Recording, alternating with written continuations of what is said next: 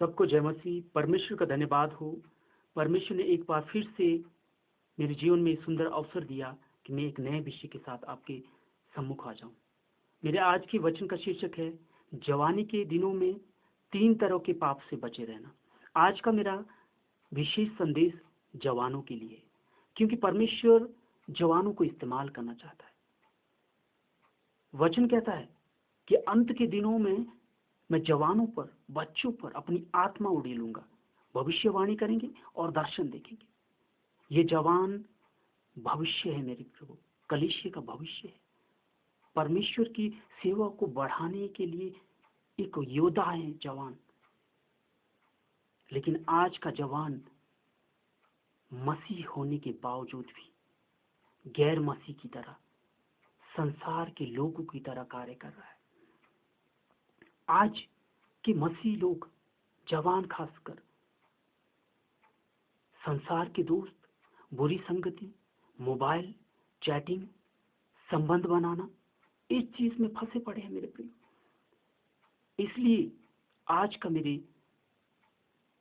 संदेश का जो विषय है वो है जवानी के दिनों में 3 तरह के पाप से बचे रहना। क्योंकि ये सोचने वाला विषय लगातार मैं जब पिछले दिनों मैंने अनुभव किया, लगातार कई घरों में गया, मैंने टीचिंग की, समझाया। पिछले कई सालों से वो विश्वास में है। प्रभु के दास, प्रभु की दासी, माता पिता, एल्डर लोग, सब लोग उन्हें तरह तरह के वचनों के द्वारा कि जवानों को अपनी जवानी में परमेश्वर को याद रखना चाहिए। जवानी के दिनों में, जैसे सर्वोपदेशक की पुस्तक में कहा गया, जवानी में दिनों में आनंद करो, मगन करो, लेकिन याद रखो परमेश्वर इसका न्याय करेगा। लेकिन फिर भी उनके कानों में ये बातें पढ़ने के बाद सिर्फ कानों से ही बाहर निकल जाती, उनके हृदय में नहीं बैठती। क्योंकि उनका हृदय झाड़ी की समान है, झाड़ी वाली भूमि के समान है। बीज तो बोया जाता है, लेकिन वो बीज फलवंत नहीं होता। क्योंकि चिंता होती है किसकी? संसारिक दोस्त की, संसारिक जान पहचान की, संसारिक लालसाओं की चिंता होती है, कहीं ये हमसे दूर न हो जाए। मेरे प्रियो, जो माता पिता आपके साथ इतने सालों से, जो भाई बहन आपको इतने सालों से संभाले, जो कलीसिया के पासवान, कलीसिया की दासियां, एल्डर जो आपको इतने सालों से समझा रहे, वो क्या व्यर्थ है? परमेश्वर का वचन जो आपको बुराई से बचा के लाया, बुरे बुरे काम से बचा के लाया, क्योंकि परमेश्वर में हम, परमेश्वर के लहू के द्वारा हम खरीदे गए हैं, हम पवित्र लोग हैं, हम अलग किए गए लोग हैं। फिर हमारा और संसार के लोगों का अंतर ही क्या रह गया? वो लोग भी इस तरह से कार्य करते हैं। एक एक शादी करने के बावजूद कई तरह की शादी करते, शादी करने के बावजूद भी एक दूसरे से बातचीत करते, चैटिंग करते मोबाइल पर। फिर तो हम वैसे ही होंगे। क्या हम ऐसा करने के द्वारा परमेश्वर की महिमा कर रहे? नहीं, हम निंदा कर रहे। आज हम सोच रहे होंगे हम बाइबल पढ़ते हैं, प्रार्थना करते हैं, उपवास करते हैं। मेरे प्रिय, ये सब व्यर्थ है। ये फरीसी लोग भी ऐसा करते थे, बक बक करते थे प्रार्थना करने के दौरान। बाइबल के वो अच्छे ज्ञाता थे, शैतान को भी वचन का मालूम है, लेकिन ये लोग परमेश्वर के वचन के अनुसार नहीं चलते। आज हम ऐसे ही हैं, वचन पढ़ते हैं, नॉलेज है वचन पढ़ने की, हम सोच लेते हैं हमने बहुत बड़ा कार्य कर लिया, लेकिन क्या हम वचन के अनुसार चल रहे हैं? याकूब की पत्री में वचन क्या कहता है? जो लोग वचन के अनुसार नहीं चलते वो ऐसे होते हैं कि जैसे मान लो एक आईने को देख किया और थोड़ी देर में भूल गए कि हमारा चेहरा कैसा है। ऐसे लोगों को मेरे प्रियो जांचना है अपने आप को। आज मैं 3 तरह के पाप बताऊंगा जो जवानी के दिनों में होते हैं। मेरे आज के वचन का शीर्षक है जवानी की दुनिया में किए जाने वाले 3 पाप। दाऊद के विषय में पढ़ते हैं हम जब भजन संहिता 19 में 12 और 13 में, 12 में भजन संहिता 12 में दाऊद कहता है कि मेरे गुप्त के अपराधों को शुद्ध कर। गुप्त अपराध आप जानते हैं, दाऊद ने बतशेबा से व्यभिचार किया। जब व्यभिचार किया उसके पति को मार दिया। वो सोच रहा होगा कोई भी राजमहल में या कोई भी जनता कुछ नहीं जानती, लेकिन गुप्त में किए गए कार्य को परमेश्वर जानता है। आगे भजन संहिता में दाऊद कहता है, तू मेरा उठना बैठना चलना फिरना, मेरे चाल चलन को तू भरी भांति जानता है, मेरे चाल चलन को शुद्ध कर। पहला पाप गुप्त अपराध। हम गुप्त में क्या काम कर रहे हैं ये सब परमेश्वर जानता है, किसी से छुपा नहीं। मेरे प्रियो, गुप्त पाप दो तरीके से होता है। नंबर एक, मन की इच्छाओं के द्वारा। जब हम मन में तरह तरह की इच्छाएं उत्पन्न होती है, जब हम अकेले में होते हैं तो अपनी मन की इच्छा अनुसार हम करना चाहते हैं, मन की इच्छाओं को पूरा करना चाहते हैं। क्या आपने परमेश्वर की इच्छा को जाना? जब हम मसीह में, यदि मसीह में नहीं है तो बहुत अच्छी बात है, तो हम संसार के तरीके से कर सकते हैं। नंबर दो, गुप्त पाप में मोबाइल के द्वारा पाप। हमारे पास मोबाइल है, मोबाइल आज हम अच्छी चीजों के लिए इस्तेमाल कर सकते हैं। प्रभु के लोगों को संदेश भेजने के लिए इन उंगलियों का इस्तेमाल कर सकते हैं, मैसेज भेजने के लिए परमेश्वर की तारीफ करने के लिए हम इन अंगुलियों का इस्तेमाल कर सकते हैं। लेकिन आज हम इन अंगुलियों का इस्तेमाल मेरे प्रियो कहाँ कर रहे हैं? हम चैटिंग करने में, तरह तरह के मैसेज भेजने में। मेरे प्रियो, पहला पाप जो जवानी के दिन में होता है, गुप्त अपराध, जिसके बारे में हम सोचते हैं कि कोई भी नहीं जानता, लेकिन सब जानते हैं, किसी से कुछ नहीं छुपा, क्योंकि परमेश्वर सबके आगे उस काम को रख देता है। दूसरा पाप, ढिठाई का पाप। कुछ जवानों का सोचना है कि ये एल्डर लोग, कलीसिया के लोग, माता पिता, भाई बहन हमें समझाते, क्यों समझाते? हमारी अपनी इच्छा है, हमारी अपनी जिंदगी है। लेकिन याद रखो मेरे प्रियो, हम किस में हैं? प्रभु में है। हमारे ढिठाई के पाप के द्वारा, हमारे ढिठाई का मतलब है बलवा करना, विरोध करना। हम परमेश्वर के वचन को सुनते तो, लेकिन उसके विरुद्ध चलते हैं। वो शैतान होता है, वो शैतान की ओर से होता है मेरे पिता प्रियो। मेरे प्रिय लोगों, शैतान की तरफ से होता है। आज हम किसकी आवाज सुन रहे हैं? परमेश्वर के दास आपसे कहता है कि ऐसे काम नहीं करने। हमारा जो संबंध शादी से पहले किसी भी व्यक्ति या महिलाओं से नहीं होना चाहिए। लेकिन आज हम किसके साथ विश्वासघात कर रहे?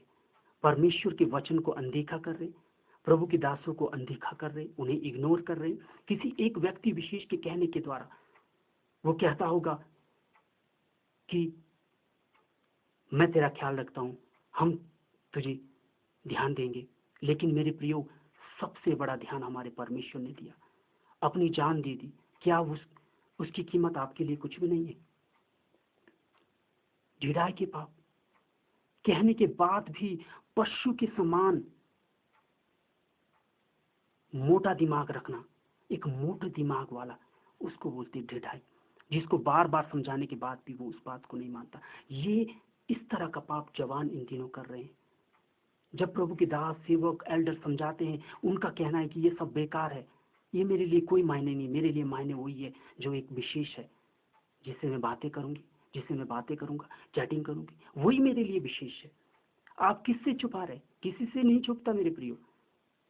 आपको जब एक जिम्मेदारी दी गई कलीसिया में प्रार्थना करने की, उपवास करने की, लीडिंग करने की, क्वायर की, घरों में लीडिंग करने की, अपनी प्रार्थना के द्वारा अपने परिवार को बदलने की, अपने परिवार को नई ऊंचाइयों में पहुंचाने की, लेकिन कहाँ हम परिवार के सदस्य? क्यों हमारे परिवार में ऐसी अनबन रहती? क्यों परिवार हमारा एक मसीह परिवार नहीं कहलाता? हम भजन तो करते हैं, वचन पढ़ते, कीर्तन करते हैं, लेकिन क्या हमारा परिवार बदला है? क्या हमारे बोलने की तरह किसी ने प्रभु के सुसमाचार को सुना है? क्या हमारे परिवार की तरह कोई हमारी संगति में आता है? नहीं, क्योंकि हम ढिठाई के पाप कर रहे। हम भी तो किसी का कहना नहीं मान रहे, हम भी परमेश्वर के वचन का कहना नहीं मान रहे। मेरे प्रिय, दूसरा शमूएल 24 अध्याय 1 से 15 तक जब हम पढ़ते हैं, वहां पर दाऊद ने इजरायली लोगों की गिनती करनी चाहिए। वो अपने ही निर्णय पर, अपनी इच्छा अनुसार, परमेश्वर ने नहीं कहा था। योआब ने उसे मना कर दिया था कि तू गिनती मत कर, लेकिन उसने ढीठपन के कारण, ढिठाई के पाप के कारण इजरायली लोगों की गिनती की। इसका कारण क्या हुआ जानते? 70,000 लोग मर गए उसके पाप के कारण। आज अगर हम घर में एक जना, कोई भी जन पाप करता है, उसके द्वारा पूरा परिवार बर्बाद होता है। क्योंकि हम मसीह में हैं, हम अन्य जाति नहीं है।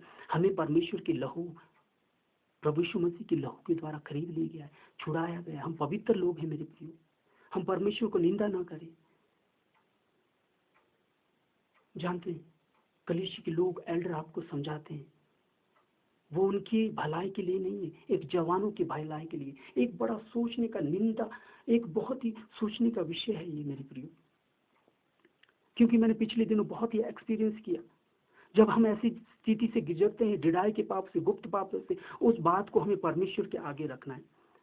क्योंकि वचन में कहा गया है, भजन संहिता 119 का 9 में, कि जवान अपनी चाल को कैसे सुधारे, परमेश्वर के वचन को हृदय में रख छोड़ने के द्वारा।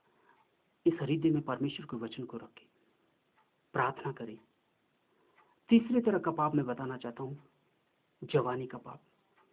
और जवानी का पाप आंखों के द्वारा होता है मेरे प्रियो। जब इस संसार में देखते हैं अन्य जातियों को, ऐसे विश्वासियों को जो खराई से नहीं चलते, वो भी इस संसार में कई तरह के संसारिक कार्य करते हैं। गर्लफ्रेंड बनाना, दोस्त बनाना, मित्रता करना, एक दूसरे से हंसी मजाक करना, जो हमारे लिए नहीं है मेरे प्रियो। क्योंकि परमेश्वर ने पहले से ही हमें अलग कर रखा है। हम देखते हैं कि इनके तो ऐसे दोस्त थे, ये तो सब आनंद लेते, क्या हम नहीं बना सकते? परमेश्वर साफ साफ मना करता है। हमारे इन लोगों की तरह कोई मेल जोल नहीं है मेरे प्रियो। मेरे प्रियो, मैं आज आपको क्या समझाना चाहता हूँ। बहुत सालों से हम प्रभु यीशु मसीह में हैं, हमने विश्वास किया है, फिर भी हम संसार की बातें, संसार के दोस्त, किसी व्यक्ति विशेष को क्यों नहीं छोड़ पा रहे? ऐसा करने से अगर हम नहीं छोड़ पाते हैं, हम परिवार के लिए एक पाप का कारण है, पूरे परिवार के लिए एक पाप का कारण है। जानते, दाऊद की गलती करने के द्वारा पूरा इजरायली 70,000 लोग मारे गए। जब योना जहाज में बैठा था, उसकी एक गलती के द्वारा पूरे जहाज उथल पुथल हो गया, उसमें बैठे लोगों पर विपत्ति आई। आज हम एक घर में हैं, हमारा घर एक जहाज रूपी है, हम उसमें सब बैठे हैं, माता पिता भाई बहन। लेकिन क्या हम परमेश्वर के वचन के अनुसार चल के परिवार को बचा रहे कि नहीं बचा रहे? राहाब वेश्या ने, जब यरीहो को इजरायली ने नष्ट करना चाहा, राहाब वेश्या ने कहा, कृपया करके मेरे परिवार को बचा लेना। वो एक वेश्या थी, वो भी सुधर गई। हम तो एक अच्छे इंसान है, क्या हम नहीं सुधर सकते? मेरे प्रभु के लोगों, जवान लोगों, हमें परमेश्वर की आवाज को सुनना है। एक जिम्मेदारी दी है परमेश्वर ने। जानते हैं, हम इस संसार में रहकर जिस चीज को पसंद करते हैं, जिस चीज से आनंद लेना चाहते हैं, जिस चीज से हम बात करते हैं, जिसको हम अपना सब कुछ समझते, वो हमारे लिए नहीं है। हमारे लिए सबसे ज्यादा परमेश्वर है, प्रभु यीशु मसीह है। वो हमारे जीवन में कुछ नहीं कर सकता, सिर्फ हमें बातों से उलझाकर, समझाकर। अगर सच्चा प्रभु का दास होगा, प्रभु का सेवक होगा, कभी भी ऐसे गुप्त रूप में किसी से बातचीत, किसी से मेल जोल नहीं रखेगा। मैं यिर्मयाह की पुस्तक में जब पढ़ा, यिर्मयाह ऐसे लोगों के लिए विलाप कर रहा था, रो रहा था, क्योंकि यिर्मयाह बार बार उनको समझाता है, लेकिन फिर भी वो परमेश्वर के वचन के उलट चलते। आगे जब रोमी की पत्री में हम देखते हैं, वचन कहता है, परमेश्वर ने जिन्होंने परमेश्वर को जानना न चाहा, परमेश्वर ने उन्हें ऐसे ही हाल में छोड़ दिया। आज हम क्या कर रहे हैं? परमेश्वर हमें ऐसे ही हाल में छोड़ देगा, हमारा परिवार नष्ट हो जाएगा। मेरे प्रियो, मैं आपसे विनती करता हूं कि जवानी में किए जाने वाले इन 3 तरह के पापों से दूर रहें। गुप्त अपराध, ये न सोचे परमेश्वर नहीं देख रहा है, परमेश्वर सब देख रहा है। दूसरा, ढिठाई के पाप, हम परमेश्वर के वचन के खिलाफ बलवा ना करें, परमेश्वर के वचन के अनुसार चले, परमेश्वर की वाणी को सुने, एल्डर के द्वारा समझाई गई बातों को सीखें। हमने जब एक बार छोड़ दिया, फिर से हम सिमसोन की तरह उस मरे हुए शेर को, जो सिमसोन ने उसे मार दिया था, 2 फाड़ कर दिया था, लेकिन कुछ दिनों बाद उसमें शहद लगा, मधुमक्खियों ने छत्ता लगाया। जब उसने उसको मार दिया था, दोबारा आके देखता है उसमें से मधु खाता है। वो किस चीज को दिखाता है? वो जो हमने पुराने दोस्त, पुराना चाल चलन, बुरे काम, अन्य जातियों से, अन्य लोगों से, चाहे वो मसीह हो चाहे कोई भी हो, उससे गुप्त में बातचीत करना, गुप्त में चैटिंग करना, ये सब छोड़ दिया था, तो हमने फिर से उसे क्यों खाना चाहा? जानते हैं आप, शिमशोन उसके बाद नीचे नीचे गिरता गया। आप जब ऐसा करते हो मेरे प्रियो, गुप्त में अपराध करते हो, ढिठाई करते हो, परमेश्वर आपसे दूर हो जाता है। माता पिता भी निंदा का कारण बन जाते हैं, और वो लोग एल्डर, भाई बहनें, जो भी आपको समझाते हैं, रिश्तेदार, वो भी आपसे दूर हो जाते हैं। अंत में कोई भी आपके साथ नहीं रहेगा। मेरे प्रियो, इस बात को आप जांचें, इन तरह के पापों से बचे रहें। प्रभु का वचन कहता है कि हमें इन 3 तरह के पापों से बचना है। गुप्त अपराध जिनको परमेश्वर जानता है, और परमेश्वर अपने दासों को इस्तेमाल करता है, परमेश्वर अपने दासों की अगुवाई करता है कि इन लोगों को सुधार। प्रभु के दास का कर्तव्य उन्हें बचपन से लेकर मृत्यु तक उन्हें सही राह दिखाना। अगर आप ऐसा नहीं कर सकते मेरे प्रियो, तो आपको परमेश्वर की रास्ते में चलने की जरूरत नहीं है। आप बाइबल पढ़ना, उपवास करना, प्रार्थना करना, ये दिखावे के लिए बंद कर दीजिए। आप समझते हैं परमेश्वर का वचन क्या कहता है? ये बहुत ही बड़ा पाप होता है मेरे प्रियो, बहुत ही बड़ा पाप। इसलिए आज के वचन के द्वारा मैं चाहता हूं प्रभु आपको सद्बुद्धि दे, ज्ञान दे कि परमेश्वर गुप्त अपराधों से, ढिठाई के अपराधों से और जवानी के पापों से बचा के रखे, क्योंकि ऐसा ही करने से हम अपने परिवार के लिए आशीष का कारण बन सकते हैं। मेरे प्रियो, किसी भी प्रभु के दास को इग्नोर ना करके उसके वचन को जो परमेश्वर की ओर से है उसको सुनकर उसी के अनुसार चले। देखो, आप एक बार परमेश्वर के वचन को चख लो, उसके बाद आप देखना संसार के कोई भी व्यक्ति, यार, दोस्त, संबंध आपको व्यर्थ लगेंगे। आपका अपना जीवन है, आप अगर अभी ऐसा करेंगे, एक लड़का है, वह आगे उसकी शादी होगी, वो उसके साथ विश्वास योग्य होगा कि नहीं? हम किसके साथ? परमेश्वर जो हमें खोज रहा है, एक जोड़े को खोज रहा है, एक लड़का और एक लड़की के लिए, लड़की के लिए लड़का और लड़के के लिए लड़की को परमेश्वर ने बना के रखा, एक जोड़ा बना रहा है परमेश्वर। क्या हम उसके प्रति विश्वास योग्य हैं? परमेश्वर के प्रति, हे परमेश्वर, आप मेरे लिए एक दास को बना रहे? नहीं, हम उसको कल क्या जवाब देंगे? परमेश्वर आप सभी को इन 3 तरह के पापों से बचा के रखे। जानते हैं गलती किससे नहीं होती? वचन कहता है कोई भी सिद्ध नहीं है, लेकिन हमें सिद्धता की ओर बढ़ना है। आप ये ना सोचे बाइबल पढ़ना, प्रार्थना करना, उपवास करना यहीं तक सीमित है, लेकिन प्रभु का वचन क्या कहता है? जैसा स्वभाव मेरा है वैसा तुम्हारा हो। परमेश्वर पवित्र थे, परमेश्वर चाल चलन में खरे थे।